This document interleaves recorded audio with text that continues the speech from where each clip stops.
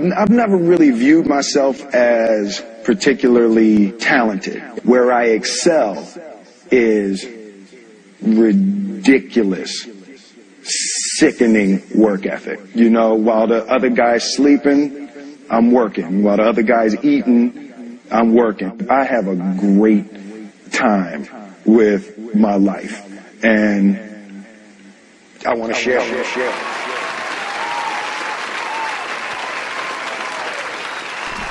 Welcome back to the Staley in English show featuring Coach Kurtz. Yeah. I am your man, Coach English. I'm with Coach Staley and Coach Kurtz. It's another wonderful weekend. Glad that we can come back again with you guys for episode 8. We are 8 episodes in. That means 2 months down on the ground here, giving you the best that we can in high school, college, pro, everything on and off the court, field. And if we ever had the topic, maybe even lacrosse, pool, whatever it is you want to possibly talk about, we're here to talk about. How's your week going there, Big Josh? Week as well. Always God is good. Florida State took it on the chin yesterday.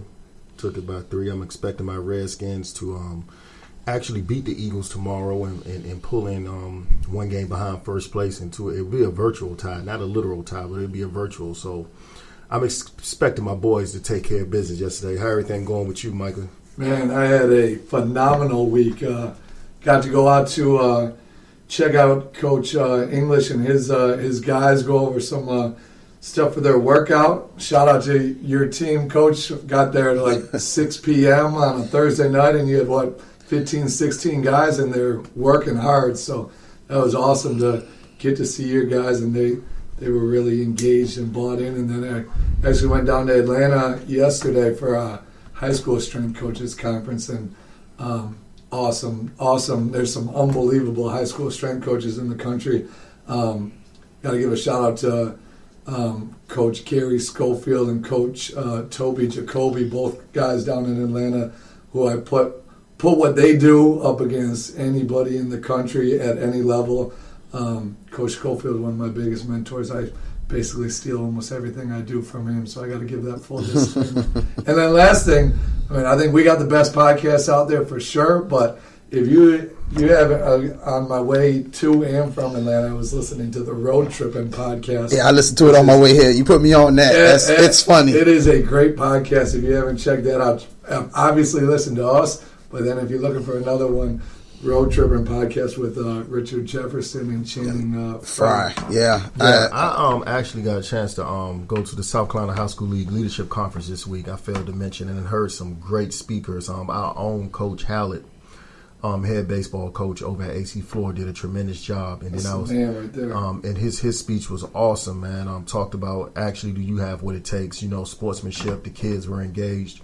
And I also got to hear from Coach Boone. What was Coach Boone's first name? Jeremy Boone. AthleteByDesign.com. Give him a plug. Yeah, he was awesome, man. Just a very, very engaging show. Kept me on the edge of my seat. Well, not a show, but presentation.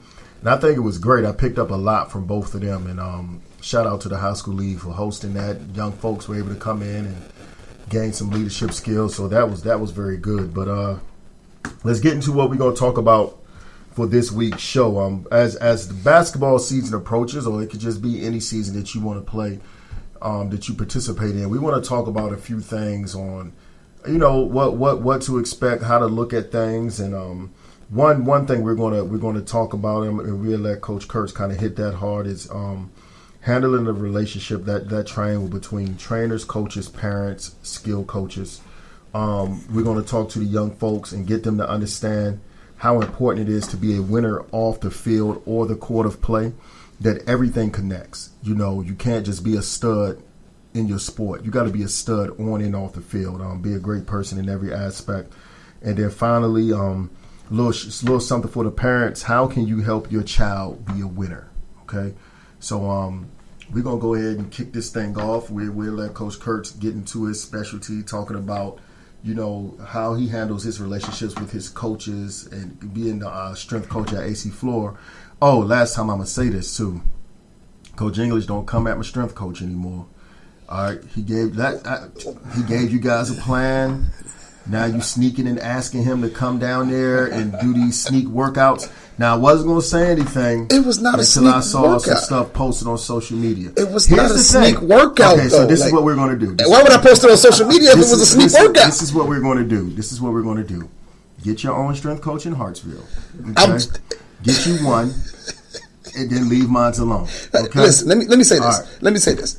I believe in the betterment of all of the children, not just a few select few children. I feel like there's a greater good to be learned from the great mind of Micah Kurtz over there, who I believe has. See, really, I'm gonna be honest with you. Not to take the joking out of it a little bit. He did something I was not able to do, which was explain to the kids exactly why they're doing the exercises they're doing. And to be honest, it rejuvenated them, because I can't tell you how many texts I got since he's been gone about, hey, coach, when are we getting back in the weight room?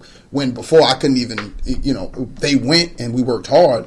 But, I think that them understanding that why they're doing this exercise, and he was explaining to them how they overuse their quads, and so the quad has a particular natural strength to it because of the motions on the court. This is why they have to strengthen the hamstrings. This is why they have to do this, and I think they learned. Coach English, I understand all that. But what I'm saying is, get you a book or something if you want to be able to explain the workouts, dog. They got Google, you got a phone, you got a smartphone. I understand all that. Let's get started with the show. Let me say this. Last time, Coach Kurtz, if at any point you feel unappreciated where you are, please understand that there's a little school between here and Florence named Hartsville High School that will be happy to have you. The football coach came to me. Hey, coach, who was that? I seen that guy before. Who was that was in the weight room? I said, that was Coach Kurtz. That's right. He's like, how'd you get him to come down here? I said, hey, all I did was ask him. All right, well, you and your football coach can go to Hades. Stay away from a guy. Like, all this isn't changing my mind.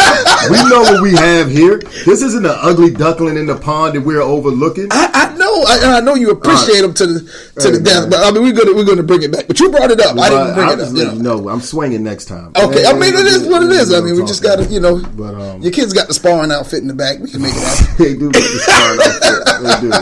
Good thing we haven't been fighting this week, but they do have a sparring outfit. But Coach Kurtz, man, let's talk about this, man.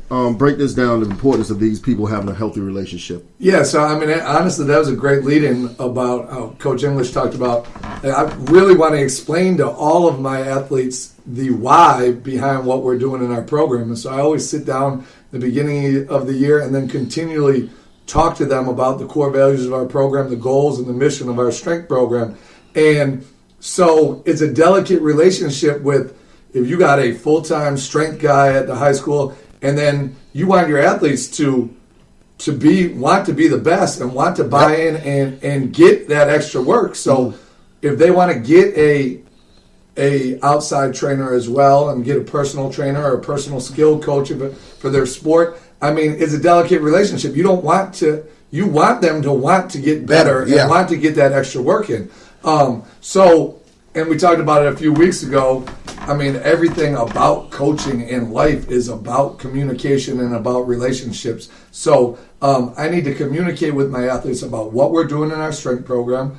And if they have access or their parents want them to get extra work in, that's great, because a lot of times I have 30, 40 kids in the weight room at one time, and there's some individual stuff that I see that they could use extra work with, and I may not always be able to give them their full attention, that one-on-one attention that they could get. So if they want to get extra work, it's about having an open relationship with the parent, with the athlete, and then developing a relationship with the outside personal trainer or outside strength coach or outside skill coach, to be able to talk to them about what we're doing in our program, what I think would be good for that athlete to work on outside of our program, so what I'm doing with that athlete and what the personal trainer or personal strength coach or personal skill guy is doing with that athlete, they all collaborate and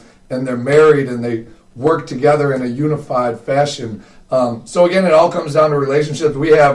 I have some good relationships with some outside strength coaches, some private sector strength coaches in the area, and we communicate all the time about what if one of my guys is going to him, what he needs to work on. And like shout out to Jason Brunson at Athletes Arena. He actually just got married yesterday. But congrats, Jay. we just spoke last week about a couple of baseball guys are going to go and get some extra work with him. And hey, what do you think they need to develop? I don't want to overwork them, and I want our programs to work together. And so, again, it all comes back to being open with your athletes, being able to explain the why behind what you're doing, and then having that good relationship with the personal trainer, the athlete, the parent, where they all trust, everybody trusts the process. And I mean, it sounds great how I just explained it. It doesn't always work out that way, but that is the goal, is to have a great relationship with the parent, the athlete, and the outside coach, where your program can work together cohesively. I know for myself, speaking for myself from a basketball perspective, when there is a healthy relationship between every connecting dot, the kid benefits the most. I have one parent and she doesn't have to do this, but she literally basically tells me every time her son goes and get outside work. For sure. But what happened was that parent went to that trainer and be like, well, look, I really respect Coach Staley. I like what he's doing. Talk to him so you can know what to work on with him. And the trainer called me, and guess what happened? Me and that trainer have a great relationship. So every time my kids, he's one of the better trainers in the city. So every time my kid comes, one of my kids go to him, he hits me up. For sure. So what you want me to work on, Coach? And it might be something as simple as, look, I trust what you do, but work on this floater, because we didn't get to work on floaters for the last 2 weeks. 100%. And that's so great because, one, it's not an ego competition. I trust what they're doing. They respect what I'm doing. The parent wants what's best for their child, and ultimately the kid wants to get better. Boom. Everybody's working for growth. No one's trying to sit in the background and say I did this. And it's a few, man, really, really good trainers that I work with. Coach Rob Rose, Coach Brown, Marseille Brown, Coach Coach Pooh over there at Cardinal Newman. Like, they do a tremendous job with working with my guys. I don't want to overlook anyone, but those are like three of the main guys. Well, here's another thing, Coach. From me looking at, if I was an outside trainer, if I was a private sector guy, like, you develop a good relationship with the high school coach. Like, you just shouted out those guys. I just shouted out Coach Brunson. Like, if one of my guys comes to me and like, hey, Coach, what do you think about me going and getting some extra work? What do you think I need to work on? Oh, I need to work on my sprint technique. Oh, you got anybody that you would recommend me going to? Yeah. Go to this guy. I know that I have a good relationship with him. I know that he's what he does as well. So if you're a private guy and you develop that relationship with the high school guys, like, we're all working together. It shouldn't be me versus you. We're all working together, and then it's going to work out well business-wise. Oh, Coach Staley's going to, one of his guys wants to go get extra work. Coach Staley's going to send his guys to me. Shoot me those guys, man. Shoot me those guys. Well, I mean, that's on the ideal side of the situation. It sounds real good, and I think for a lot of situations, for the guys that you talked about, for those and a couple of others that we know, the names might not be able to come to us at this moment, but there are a lot of good people out there. There are those on the other side of it that don't want to be married to the situation, that want to have their own stamp or to say that they did. And I think that's where own stamp. No, there's some people, like, coaching is one of the most selfless professions. Oh my God! If you're a guy who's like, yo, this is my guy. I want to take credit for everything. Be married to the situation. I like that. I'm going to tweet that later. Seriously, they don't want it because you know what it is. A marriage is what? It's communication, compromise, and a commitment to another person, not to yourself. Yeah. And I think that a lot of and even let's flip it back on us. There's a lot of us coaches. Hey, coaches that don't want their kids doing extra work with the assistant coaches, that don't want them doing extra work with these outside guys. Mm-hmm. And, my assistant coach, he'll call me up. Only thing I ask him to do, I say, hey, man, just call me up before you open the gym in case somebody asks me why is in the gym. boom, boom, boom. I do not mind you working out. I don't care who it is you work out. Yeah. Just let me know. And he does a great job. Coach Eric Bennett, shout out to Coach E. He does a great job of working those kids out. I got a new coach, Coach Lex, who does a great job of working my kids out. You know, if I'm here shooting a podcast and we were in season, when we be coming earlier, they'll be in the gym on a Sunday and be like, hey, we're open today. Whoever wants to come through and get some extra work, get some extra work. But they're not telling them anything detrimental that's going to point them against me and glorify themselves. They're really literally working for the betterment of the kid. But there's a lot of people out there that there's some assistant coaches that you can't let around your kids, and you got to spend a whole year getting rid of them. Sure. Because they have their own selfish intent and reasons that they want to do it. And then you got some of these personal trainers out here, whether it's strength training, whether it's a baseball trainer, softball, friggin' checkers, that just want to have their own way of saying, hey, this was my kid, this is what I did. And I think a little while ago I tweeted something that said, there's nobody who deserves a thanks but the parent, or that's if they're involved, because we have some parents that are not involved. So I'm not saying all parents, but there are some parents like Josh. You just talked about, one who always tells you what's going on and lets you know what the kid is doing, lets you know what she's doing, or he's doing to try to make their kid better, give them a better opportunity. We all should be. It takes a village. That's what they say. It takes a village. By far, it takes a village. And I'm going to tell you something, how important it is to have healthy relationships. Like from those guys, Coach Abraham, I ain't mean to just call you Pooh like that on the air, but that's who you are in the city. Right? But because of my healthy relationships with Marseille Brown, Coach Pooh, Coach Abraham, and Coach Rob Rose, they work my sons out also. Yeah. Each one of them are on a revolving workout with my sons. I would like to think that I can give my sons what they need, but I know I can't give them everything. Mm-hmm. So if these guys can help out, guess what? They're going to help out. So if I trust my sons to go to them, guess what I'm going to do? I'm going to send my extended sons to them, the guys that play for me. And it helps. I've been fortunate, like I said, to only have really 2, maybe 3 negative situations where the guy on the outside was trying to attack me. And most of the time, either the parents or the kids are going to come back and tell me because of the relationship what I have. One out of the 3 I was able to talk to and establish a good relationship with them. The other 2 just literally didn't want to talk to me. So because like you said, they had their own personal agenda. Yeah. But like Coach Kurtz said, man, Coach Kurtz hit it so heavy in the beginning, man. You got to talk to me because you go in the weight room. If it's 40, it's 40. It's softball, it's lacrosse, it's some volleyball girls. It's my guys that's not in the weightlifting class. All of them are in there. Even with your interns and even with me walking around, we can't hit on everything. Mm-hmm. So guess what? When Brother Jason calls and say, yo, Mike, I got these guys, what do they need to work on?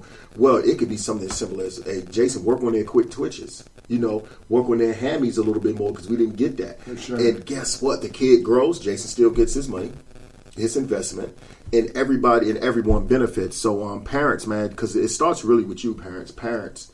Make sure the folks that are involved in your child's life have healthy relationships. Because I've been in a situation where, because me and the other person didn't have a healthy relationship, and I'm not being petty. I'm just going to be honest with you. It wasn't me. I'm like the kid in the classroom raising my hand. It wasn't me. It wasn't me, Miss Brown.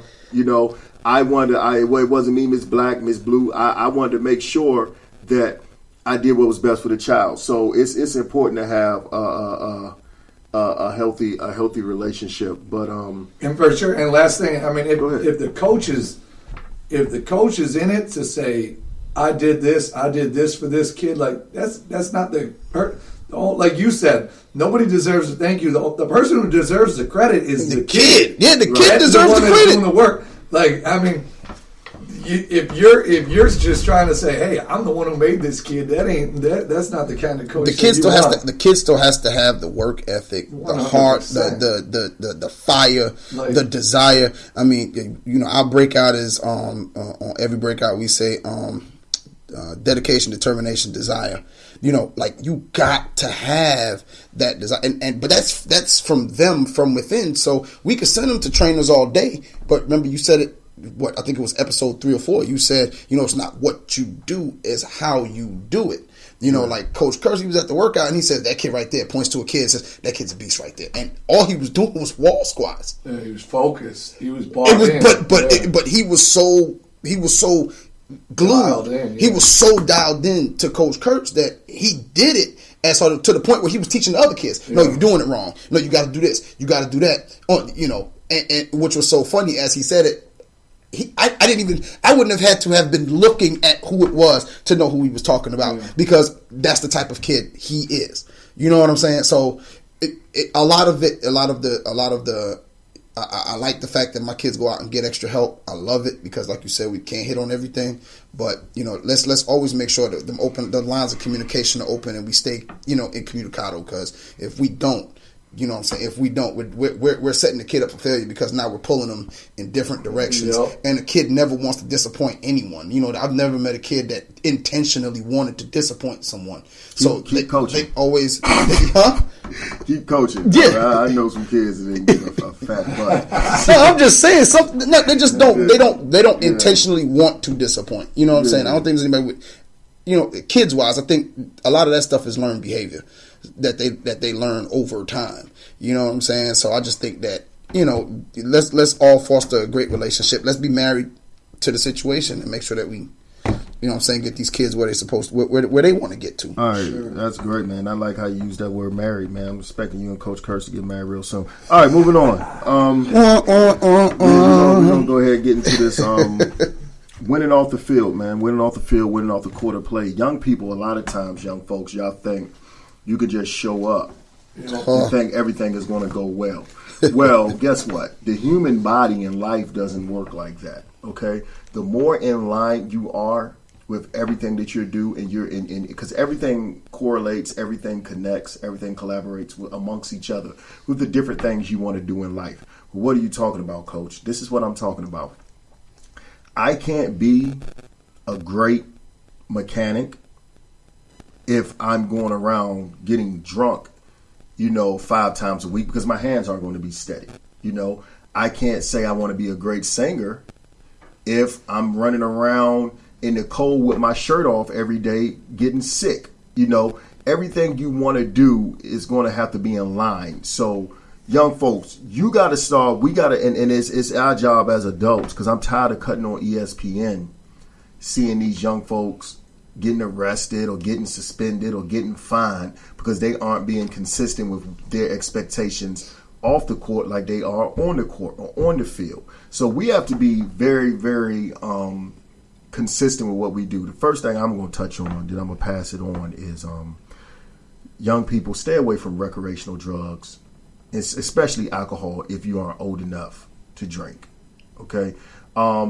I see Instagram pictures, Facebook pictures with young athletes with beards and stuff. These kids act like they're 25. Right, like they've already lived a hard life, man. And it's just like, slow down. Here's what's crazy. It's a time and place for all of that.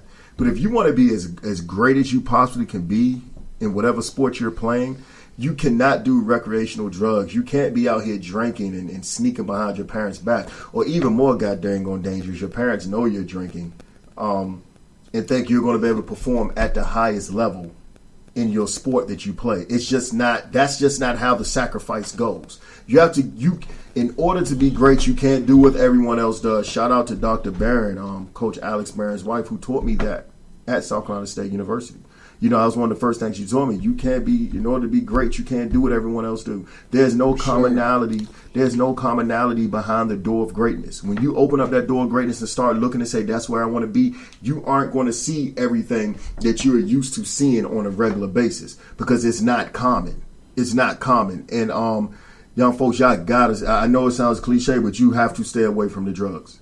You have to stay away from the alcohol. You can't say stuff like, well, there's no side effects of marijuana. Yes, there is. You know, there are huge side effects in marijuana. And I know you might be thinking, well, why they're legalizing it, why they want to do this. That's because they're trying not to send as many people to jail over something like marijuana because the prisons are overcrowded and they're trying to prevent so many people from going to jail. So make sure you really understand the whole spectrum of what's going on. But to stay away from it, man. What are your thoughts, Coach E? Well, Any kid who has ever played for me knows my stance on this. If they have played for me, they know my stance on this. At my former school, I took it to the board, and they approved for me to test the kids as I wanted to. All I had to do was pay for the drug test myself. And I would drug test 2 of them prior to a game at random. And the only stipulation they made was I couldn't kick them off the team for a failed test. Okay, fine. So we put a thing in place where the first time they got a warning. The second, they would get retested. The next time tests came around, they would have to be retested. And at that moment, then we would bring in a conference with their parent, and they'd be suspended for 5 games. And then after that, they'd be suspended for the season. Now, we wouldn't kick them off, but they wouldn't play again. And that's how serious I am about not putting toxic things in your body when you're an athlete. I think that there's no way for you to get the full potential out of your body.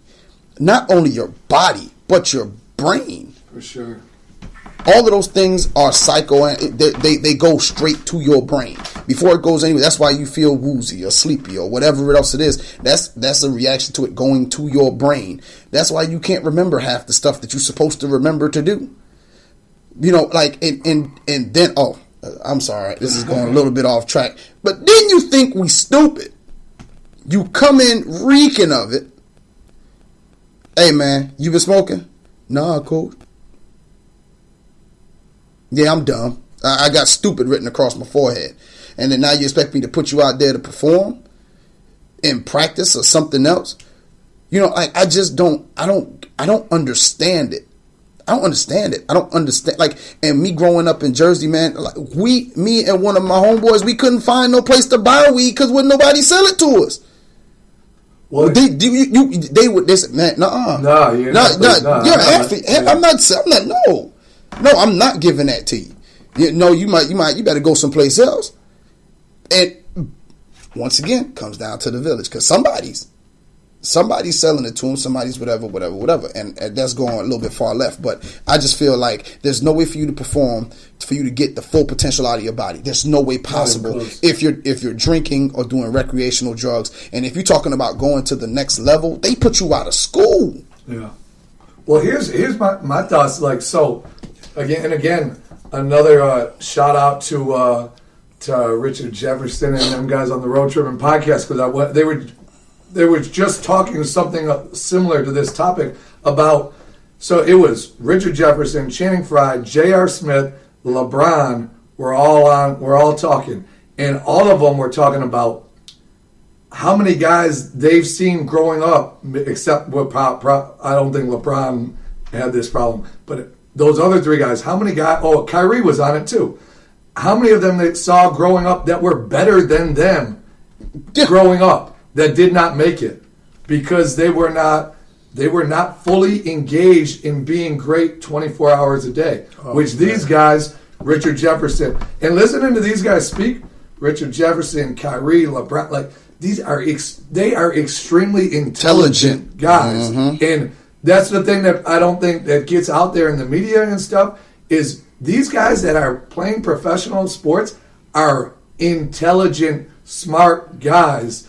And all the publicity is like if the very few of them get caught with drugs or smoking weed, that's all in the media. And so now our young guys are like, oh, these NBA guys, they're all smoking weed, doing drugs, partying. And it's not all of them. 95% of them are fully engaged in being great at all times. And you can tell that they are very smart, that they did very well in school, that they were about their books, that they didn't party.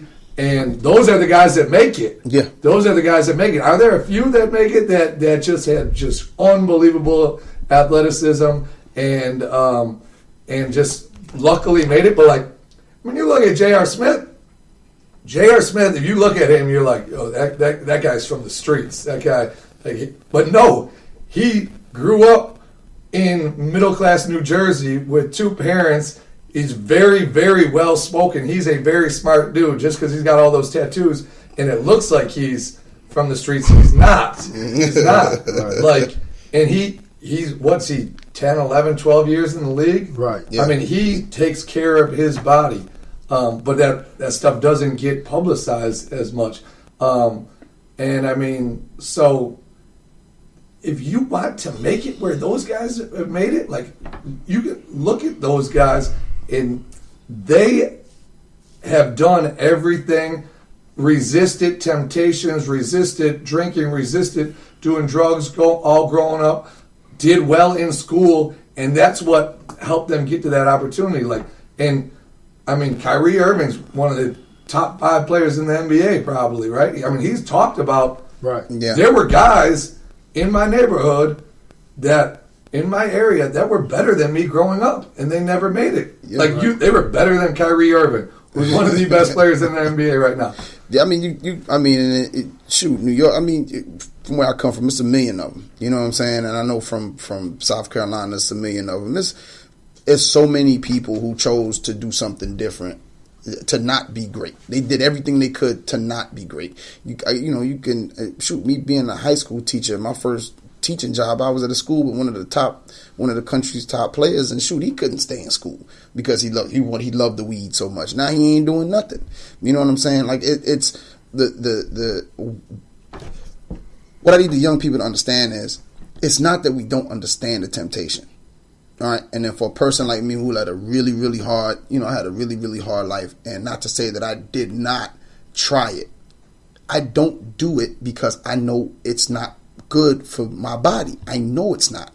I didn't enjoy the high feeling. I didn't enjoy feeling sluggish all the friggin' time. I just didn't enjoy it, and I realized I did it because of the people that were around me. I did it because it was what people in the hood was doing at the time. You gotta change. You gotta people change on my your block. landscape. Yeah. You can't. You could be in the hood and not hang with Yeah, dudes and that not hang have with the dude. Like, good intentions. Exactly. You gotta keep it real with yourself. I do believe this though, Coach. I believe you're going to get tempted.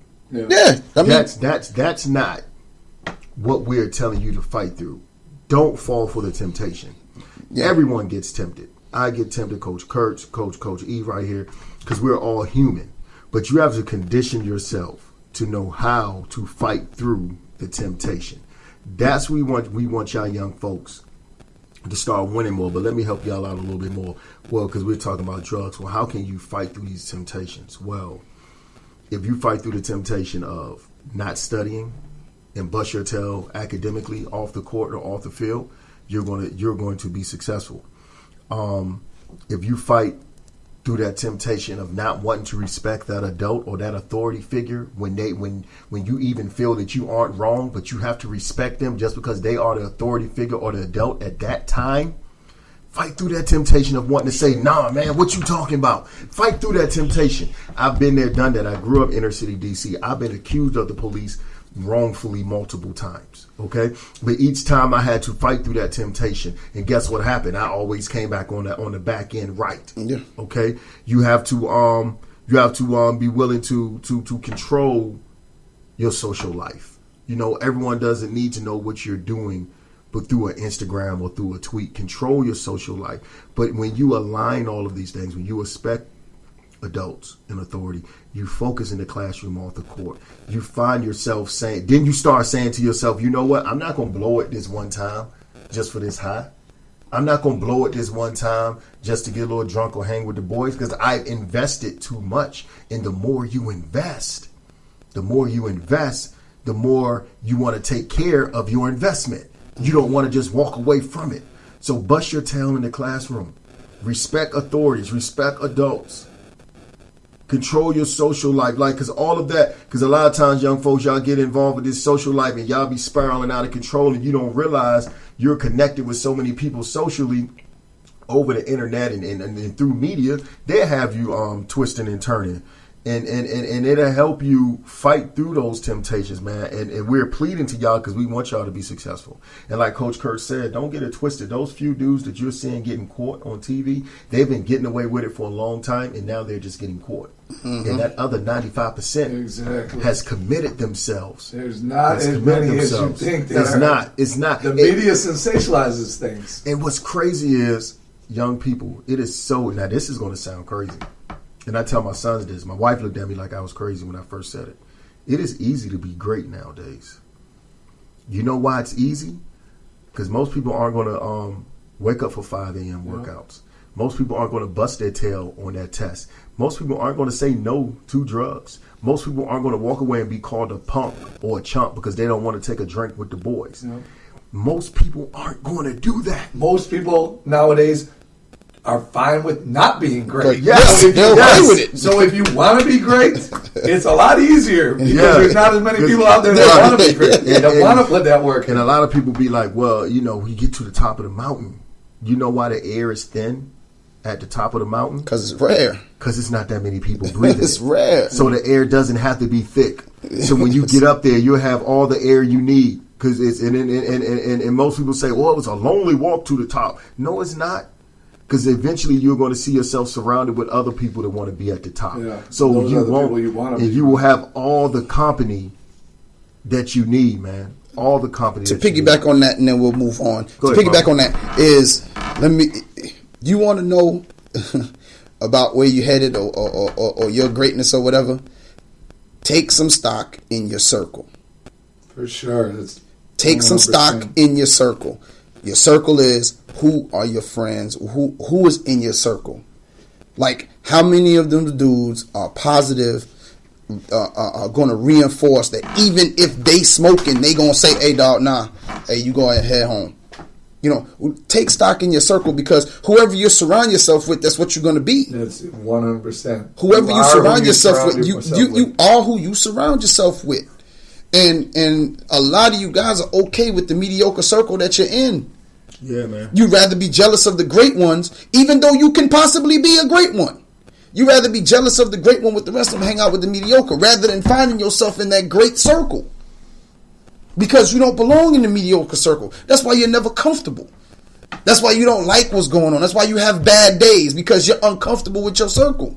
You got to change where you at to move forward. So if you're trying to be great, you're talking about you're trying to be this great athlete, you're trying to, every kid doesn't want a scholarship to college. I've learned that in the past couple of years, that every kid doesn't want to go to college and they're not interested in playing college sports. They just like doing it in high school. But if you are that, if you are the one that's trying to make it and you want to get there, and that means 24/7 grind, means you ain't got time to put BS in your body. You just don't have time for it. Because I don't care who you are, what you are. If you drinking beer, eventually it turns into a gut. Period. All right, you kind of stepping on my toes. I'm stepping on my own toes here. I'm stepping on my own toes here. I'm just saying. Like, here's one thing too. We all at the high school level, we see these kids that are partying at a very young age, and it's like, and some of them are unbelievable kids that are just great kids, and I'm like, this kid is partying and drinking and getting drunk every weekend, and he's 15, 16 years old. So now, when he turns 21, where do you go from here? Where do you go? What do you go next? Where do you go from there? I'm worried about that. It's like, give it time. Give it time. And not only that, man. The worst thing I always tell my players, I said the worst thing you could ever say to me, the single worst thing that you could say to me is, Coach, I should have listened. Yeah. I don't ever want to hear that.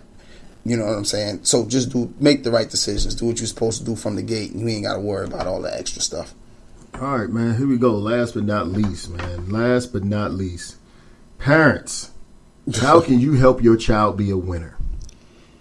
Now, most of you think, well, if I do this and I do that. No, it's a real simple equation. We're going to subtract all variables. So when you're listening to this, don't start screaming at the radio, say, well, my child coach don't do that. Or my child coach. We're subtracting all variables. Hopefully the good Lord bless you with enough insight and discretion where you can see if your child is in a bad situation, man. How can you help your child be successful? One, support the institution that they are a part of, okay? Because when you show that you believe in what your child is a part of, it's easier for your child to believe what they are a part of, okay? Because one of the worst things you can do is talk bad about your child's coach in front of your child, and then that child still got to go back and play for that guy or that lady. it's going to be very hard for that child to do that because you feed them, you clothe them, you're the one keeping a roof over their head. They're definitely going to value what you're saying. Yeah. But your philosophy or belief has the right to be different from the coach. But that doesn't mean that coach is particularly wrong with their philosophy or belief. So in order for the philosophy to work best for your child needs to believe in it. Yeah. They need to believe in it, and we're not talking about playing time and stuff like that. We're just talking about simply believing, because when they believe in the philosophy, and they're engaged, they're going to have the opportunity to be successful. You see it happen in college sports, high school sports, even the pros, year in and year out. Okay? Guys believe in the system.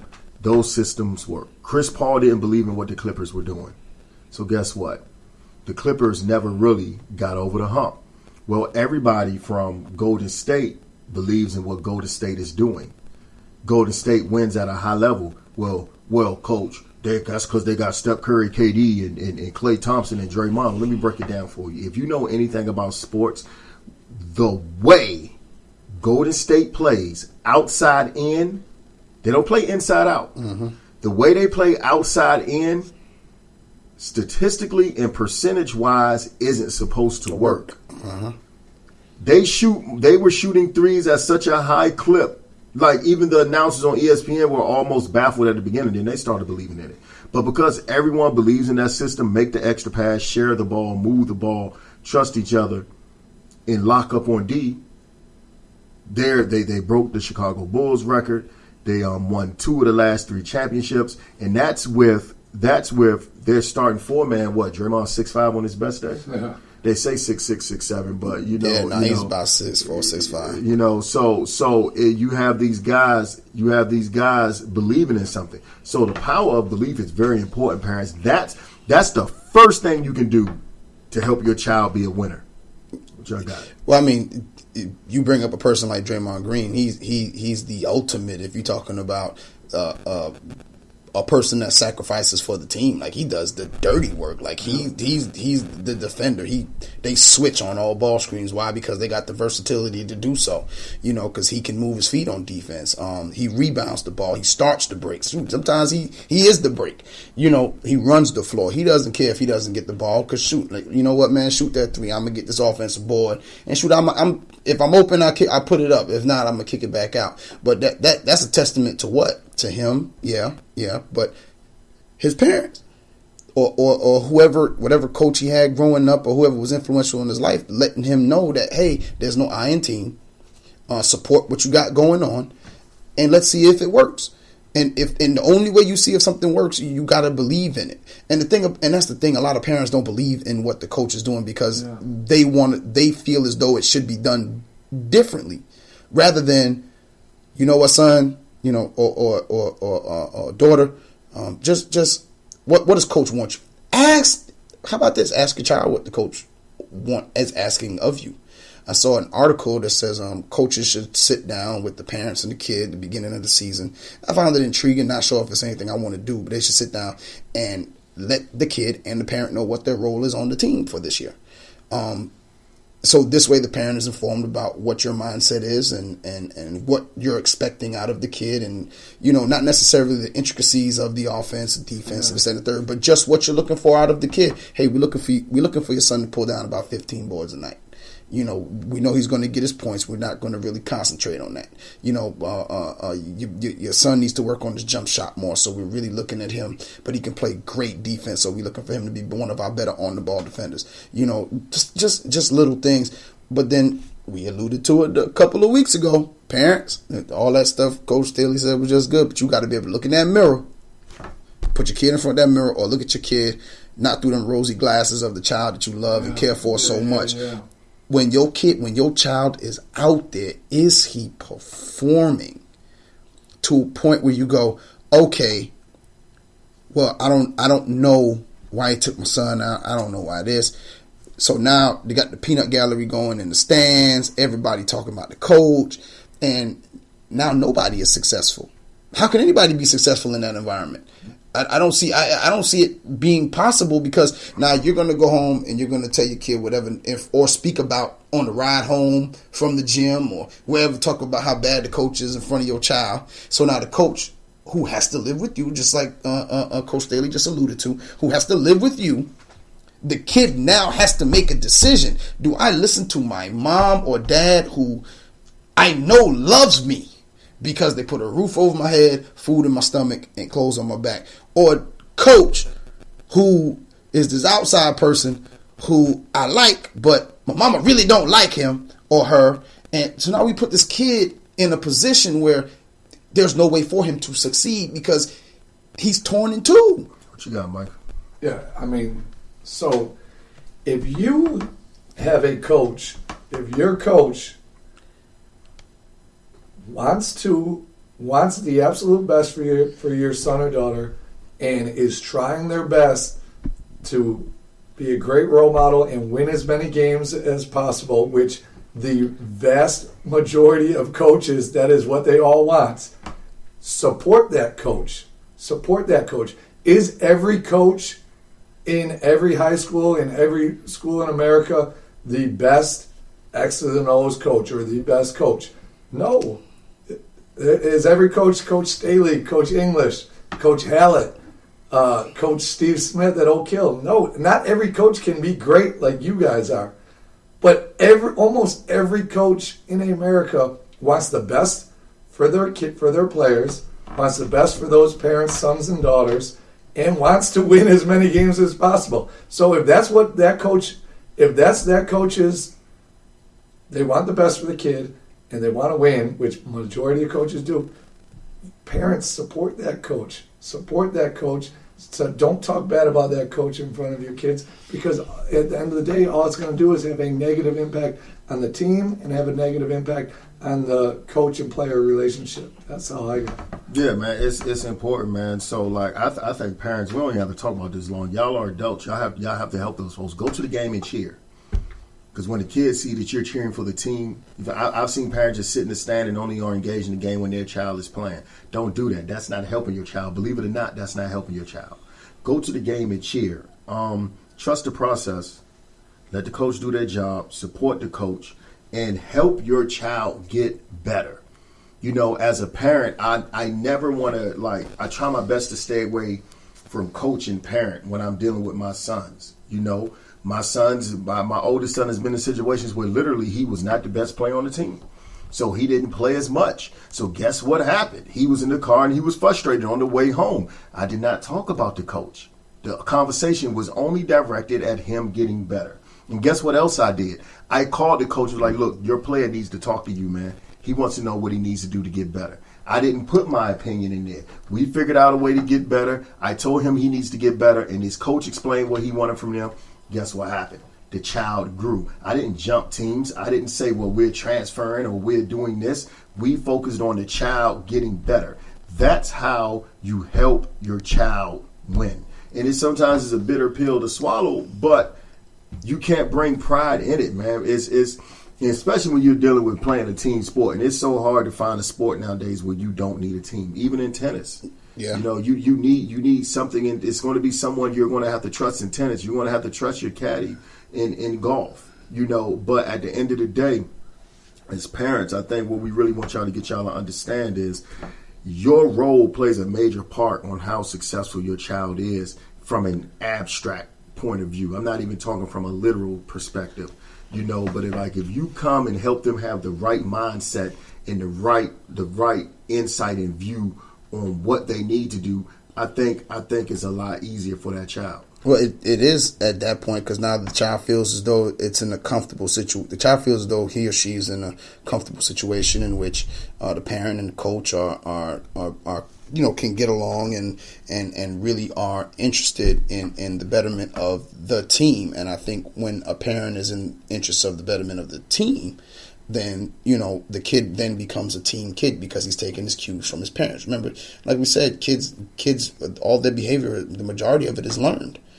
You know what I'm saying? So if a parent is engaged in the game, whether the kid's in it or not, you know, if that's the case, I mean, the sky's the limit for the team at that point, because you got parents. The girls' team has this parent. I love her to death, and she's on the girls' team, and I love her.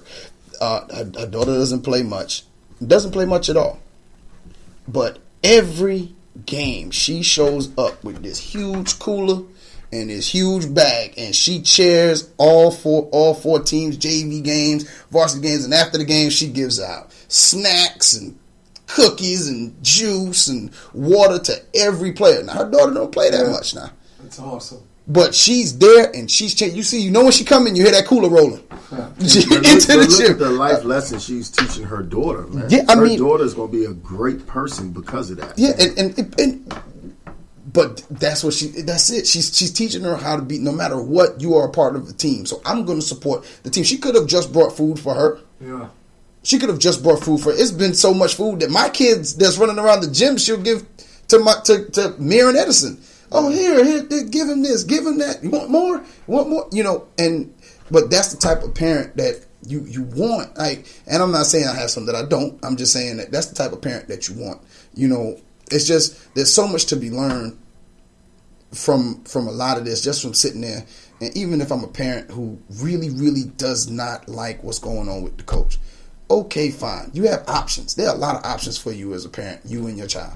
You know, if you feel as though it's that bad of a situation, then guess what? You're not doing the child no good by staying. I hate to say it, but transfer. Like, you have options. Like we said in the beginning, communicate with the coach. Yeah, and some of y'all might have an attitude as bad as mine. Like, I have a terrible attitude, so I'm not going to be okay. Micah, you smiling? I'm not going to like. But see. You have to learn how to channel your bad attitude. Yeah. Like, I'm not going to be okay with my son sitting the bench. Okay, that's just my personal attitude. Because as a coach, I want my kids to figure out a way to help the team win. Yeah. So I can't live with my son not helping the team win. So what do I do with my bad attitude? Get up. We're going to work out. You're not sleeping in on Saturday mornings. Yeah. You're not shooting the doo-doo all Sunday afternoon. As you can see, my sons aren't in the house. You know why? Because they're out training right now. Jason's in the first grade, Talon's in the fourth. And what they say is, oh, well, sometimes you're too hard on them. No, it's not too hard on them. This is the pedigree that we live by. Mm-hmm. This is the pedigree that we're going to live by. If it ever gets to the point where they think it's not fun, we'll stop. But I think it's fun because I do it with the thought of love. I don't do it with the thought of gaining for myself. Yeah. You know. The only really selfish thought I have in it is that the money that me and my wife have saved up for college, I want them dudes to get scholarships so we can travel the world with that college money instead of spending it on them to go to school. Because my wife already told them, y'all either going to school academically or athletically. The academics better be there, so whatever we get athletically is going to be cake. So you can have a bad attitude like me, but channel it. Help your kid get better. I'm not okay with my kid being average, and you shouldn't be either, but know how to channel it. If you don't, hit us up on the email, message us on YouTube, and we'll figure out, we will help you do it. But we're going to go ahead and bring this show to a close, man. I'm going to give my first shout out today is going to be to my brother, Jason Reynolds, for being in People Magazine. He's one of the great young authors. Congrats. One of the great young authors in America. His Miles Morales book just finished as one of the top sellers in the country, in the world. Your godson Talon is reading that book. I force him to read it every night. Not that I have to force him, but I make sure he reads it. But Jason, man, if y'all haven't bought Jason Reynolds' book, man, y'all Google Jason Reynolds and buy his books, man. Get out there and support him. He's doing a great job with helping young people, man. Man, I mean, I'm glad to be back on. I know I missed last week. I mean, it's awesome to hear you guys speak. And I thought that this was awesome. I like what you talked about. We all talked about. In order to be great, you have to be uncommon. And a quote, and I don't know who said it. So, like I said, I steal basically everything from everybody. So, whoever said this quote. I don't know who said it, so I'm going to take credit for it. But in order to accomplish what others don't, you must be willing to do what others won't. I mean, by far. So if you want to be great, you need to do what others don't. Yeah, man. And my final on this episode is it's of a personal nature. My brother has a bipolar disorder. He was just committed to a mental institution, and we did not know for years. And me and my family, we look back and find out little things that we could have seen, that we could have used to help him get help before now.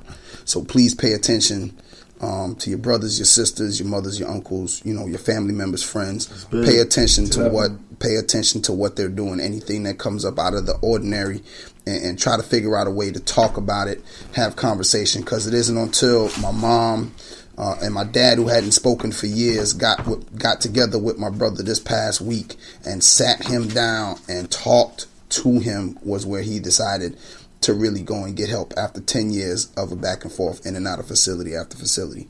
So please, I know it's our Cancer Awareness Month and Domestic Violence Month, and just let's not forget that there are a whole lot of other things out there, like people with mental handicaps.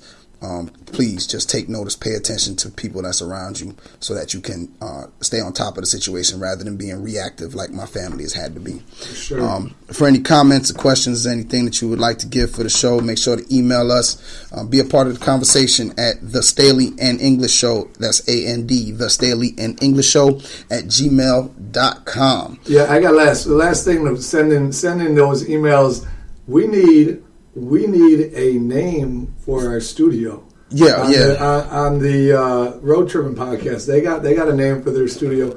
Email us, shout us out, give us a name. Yeah, give us a name. How about this? Here's what we're going to leave in your hands. We need two names. We need two names. We need a new name for the show, as well as a name for the studio. What, we changing the name of the show? Yeah, we're going to change the name of the show, man. We got to find a way to incorporate you a little bit better than it's incorporated currently. Featuring Coach Kurtz. I respect that. We went from not on it to on it. We'll figure out a way. We'll figure out a way.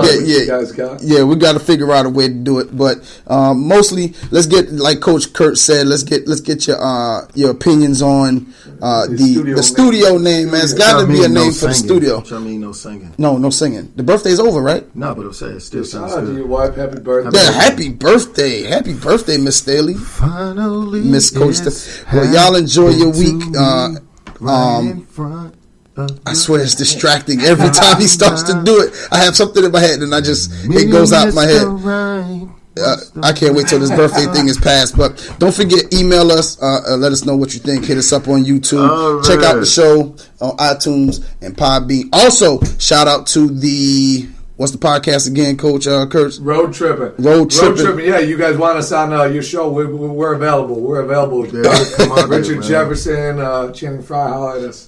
As well as if you have adult ears, there's a podcast called the DJ Blaze Radio Show. It's now the host of it, DJ Blaze, has passed on, but his partner has decided to keep the show going. My man, Be Easy. If you get a chance, it's on iTunes. Very, very funny show. Get an opportunity to listen to it. It's the DJ Blaze Radio Show, and we out of here. Yeah, man, God bless y'all. Most people wake up if you ever turn up. Advances of the dream, they keep mad like a just like you. I'm trying to live my life right, and anybody like turn on the lights. And if you do that, then you'll be fine. Yeah, 'cause I remember dreaming there's a key of me getting older, and exactly what I do. Yeah, I had to get ready 'cause I didn't know what time I face to make my dreams come true. Yeah. Then later on, I learned that you can't talk to losers about winning. It ain't their language, they never gonna get. And then anything I can think of, I can make it control. Just to get me down. I'm on drink too. My nigga Rico Love said turn the lights on. 'Cause you can see that you a whole lot better with the lights on. Don't be afraid to take the lights on. I learned to dream with the lights on. I want my life, I want my work, my family, I want it to mean something. And it's like, it has, if you are not making someone else's life better, then you're wasting your time. the first step before anybody else in the world believes it is you have to believe it. There's no reason to have a plan B because it distracts from plan A. And I've learned you can't tell everybody your plans. And sometimes your dreams are bigger than them. You just gotta find a place to grow. Just let your actions show me. So take it from me. Yeah, I learned that you can't talk to losers that it ain't their language, they never gonna do. And then anything I can think of, I can make it come true. Yeah, somebody turn the lights on. Yeah, I learned that you can't talk to losers about it. Turn the lights on. Yeah, it ain't their language, they never gonna do. And then anything I can think of, I can make it come true. Just forget me now. I'm on drink two. My nigga Rico Love said turn up. Cause you can see the truth a whole lot better with it. Don't be afraid to drink I've learned to dream with the lights on. Greatness is not this wonderful, esoteric, elusive, godlike feature that only the special among us will ever taste. You know, it's something that truly exists in all of us. It's very simple. This is what I believe, and I'm willing to die for it. Period. It's that simple. I know who I am, and I know what I believe. I know who I am, I know what I believe. That's all I need to know. And that's all I need to know. So from there, you do what you need to do. You know, and I think what happens is we make the situation more complex than it has to be. Because we're looking for complexity. There's got to be something complex to understand. It can't be that easy. The separation of talent and skill is one of the greatest misunderstood concepts for people who are trying to excel, who have dreams, that want to do things. Talent you have naturally. Skill is only developed by hours and hours and hours of beating on your craft. I think that there's a certain delusional quality that all successful people have to have. You have to believe that something different than what has happened for the last 50 million years of history. You have to believe that something different can happen. Being realistic is the most commonly traveled road to mediocrity. Why would you be realistic? What's the point of being realistic? Just put up a barrier. Yeah, I'm going to do it. It's done. It's already done. The second I decide it's done, it's already done. It's now we just got to wait for y'all to see.